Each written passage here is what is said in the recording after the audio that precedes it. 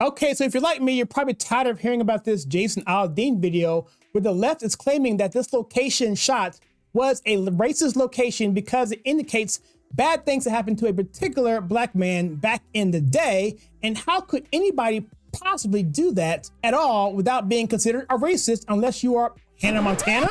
Oh my goodness, the Hannah Montana movie of 2009 filmed at this location? Are you kidding me? That's gonna leave a mark. Oh my goodness, that is exactly what happened. And I'm going to talk to you about this particular video and how it is so ridiculous how the left is coming at this from various different angles and the takeaways that you can take from this to know that they're just full of it, absolutely full of it. I mean, the obvious thing would to say, hey, well, the reason why they're coming after this guy is because he's white, he's a male, he's a Christian, he's married, and let's say, oh, and he's a conservative. So that would be a major reason for them coming at him on this. But what are they actually saying? They're saying that back in 1927, that a man was, well, I won't say here on YouTube, but it begins with an L at this location. And he and his production staff and his entire company should have known that. And they should have scoped every single area, looked under every single rock and every single crevice to make sure nothing bad ever happened to anybody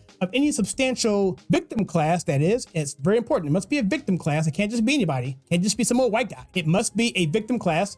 And if anything happened to any of those people at any time in the past, going back to, who knows, 1776, then obviously you must not shoot there or you are a bigot. I mean, obviously. So that is the narrative. And of course, that's absolutely ridiculous. But let's come over here to this actual courthouse, which is fascinating because I looked it up and it was actually established in 1846. But what ended up happening was it ran down to the point where it had to be restored or actually torn down because it was just horrible. It went through the Civil War, obviously. And so eventually they petitioned for it to be rebuilt. And get this is something that I'm sure that the leftist media won't tell you about, that on June 15th, 1904, the groundbreaking was broken for the new building.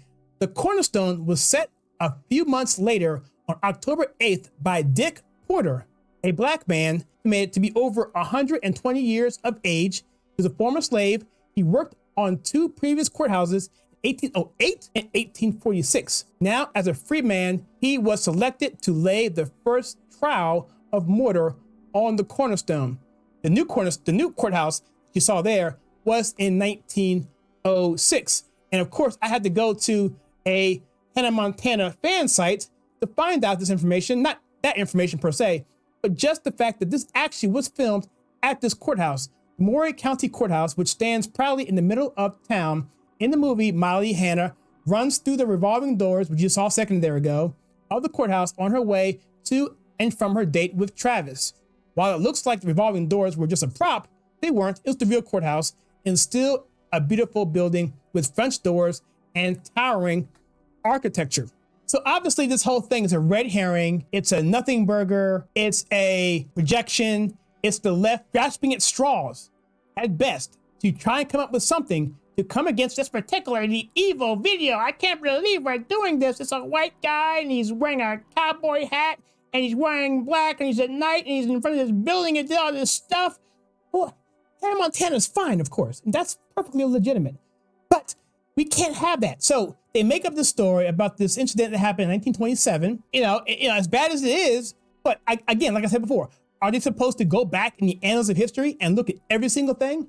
Because it doesn't matter. Because to the left, it's never about the issue. It's always about the revolution. We've mentioned this quote before.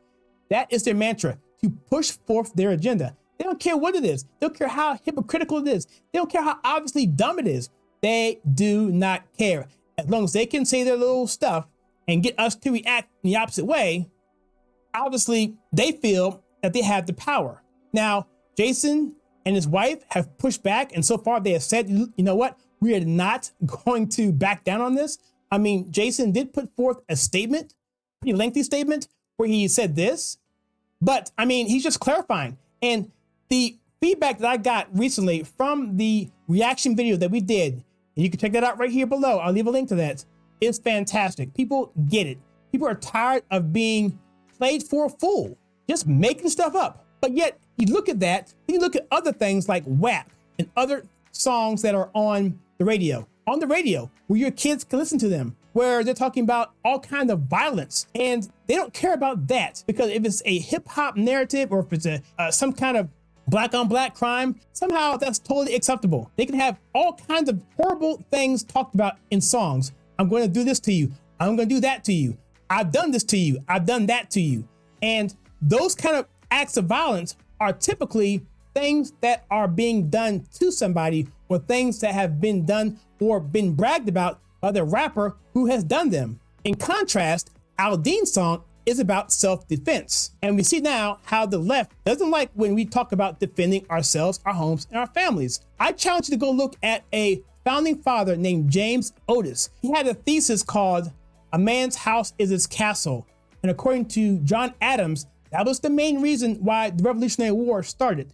It was not because of taxes. So go look up Jason Aldeans and see for yourself. And yet, when a white Christian country singer does this and says this, talking about how we're going to take care of our own, we're going to look out for each other, we're going to defend ourselves, all of a sudden that's a problem. They don't have a problem with Malcolm X saying that, and it's interesting how they just choose whatever they want to choose to go with, as long as it goes along with their disgusting socialist narrative. And I would also bring up, it was actually the Democrats who did most of that types of crimes to that person in 1927. I won't say the word here because YouTube will say something about it.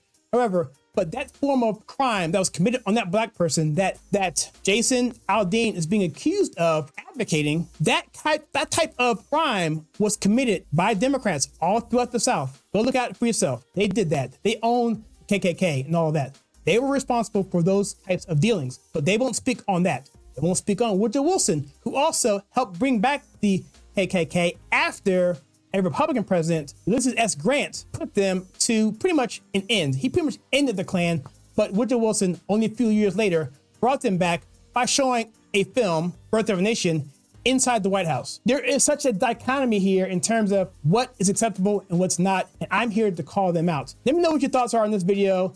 I think it's fantastic. I'm gonna keep watching it. I bought my copy of it. I suggest you do as well. Let's push back on the left. This woke narrative just has to stop.